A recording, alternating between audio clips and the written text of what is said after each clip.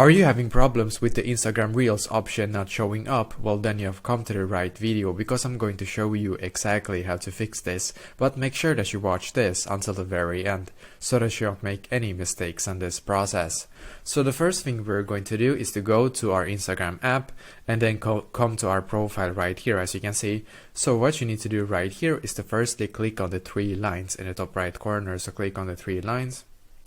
And in here, we're just going to click where it says settings. So click on settings in here. And now we need to scroll down and click where it says help. So click on help.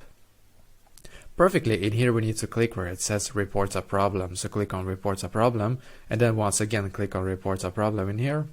And I'm just going to click on include and continue.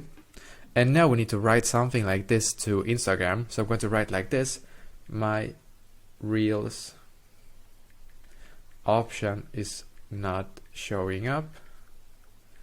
Please fix this because this is very important for my account. So you can write something like this: my Reels option is not showing up. Please fix this because this is a very important function. You can actually write because this is a very important function for my account. So yeah, and then when you're done, just click on send in the top right corner. Basically, I did this because before I didn't have the Reels option.